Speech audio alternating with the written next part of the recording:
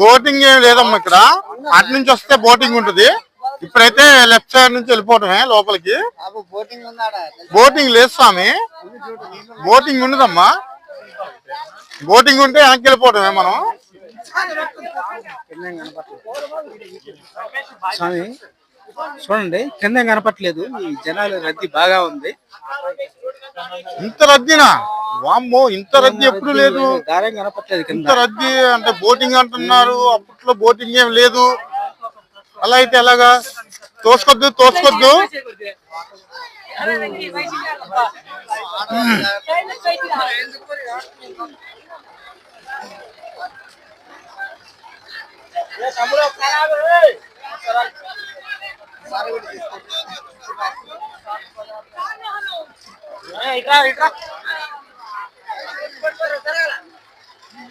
జరుగుతాం జరుగుతాం.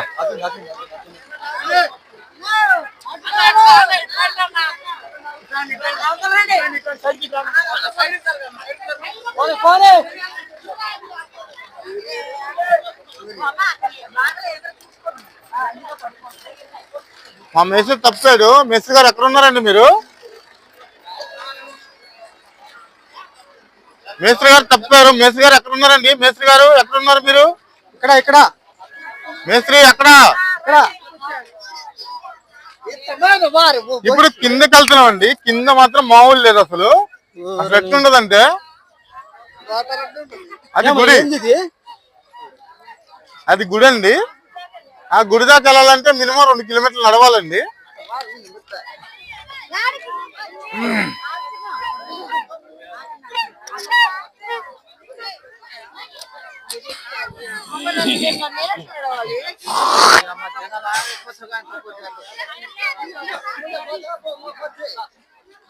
Hi baby, how are you? मैं नहीं सुना है. मैं बात करते सूर्या बात करते हैं.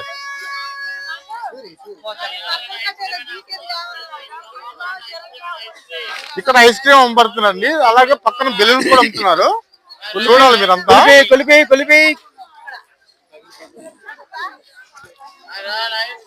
Ice cream, panipuri panipuri. గీతా ఇస్తలేదా?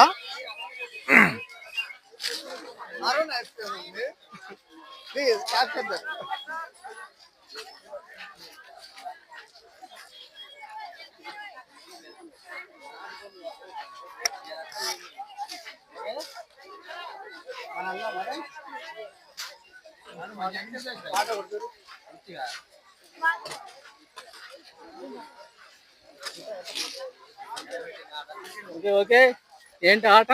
ఇది రింగులాట అండి. రింగులాట. మీరు దేని మీద వేస్తే దాని మీద మీకు డబ్బులు వస్తాయి. కానీ ఏ రింగు పడదండి దాని మీద. అలా ఉంటుంది ఇక్కడ ఆట. వెళ్ళిపోవడం తప్ప ఏముండదు. Okay okay. Last and final అవుతున్నాడు మనోడు. Last and final. సబ్బు బిల్ల కూడా పడలేదండి. సబ్బు బిల్ల కూడా పడలేదండి. లాస్ట్ అండ్ ఫైనల్ రింగ్ వేసాడు మనోడు. అని ఒకసారి తిప్పండి. నేను సబ్బు బిల్ల కూడా పడలేదండి.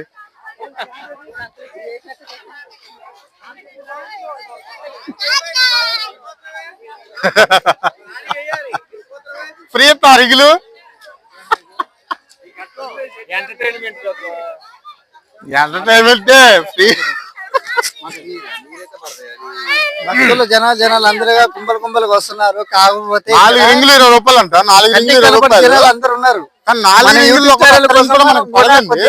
పిసుకుపడాలి తప్పదు అనుకుంటే ఉసుకలో ఒక రింగ్ కూడా మనకి పడదు. కానీ ఏంటంటే సంతోషం కొద్ది ఆడాలి అంతే. అవునండి, సంతోషం కొద్ది ఆడాలి. 4 రింగులు ఇస్తారు 20 రూపాయలకి. 20 రూపాయల్లో కూడా ఒక రింగ్ కూడా పడదండి. మనకు కనీసం 2 రూపాయలు సబ్బు కూడా ఎవరు. ఆడవాళ్ళు అయితే ఆసక్తికరంగా చూస్తున్నారు ఈ వీడియోలు. మామూలుగా ఎట్లా ఆడాలి ఏందనేది మనం కూడా కొద్దిగా చెప్పాలి వాళ్ళకు కూడా. ఇట్లా ఆడాలా ఆమె వద్దా అనేది. కానీ డబ్బుల కోసం వాళ్ళు చేసినారు, మనం కూడా చెప్పాలి కదా కొద్దిగా పైన.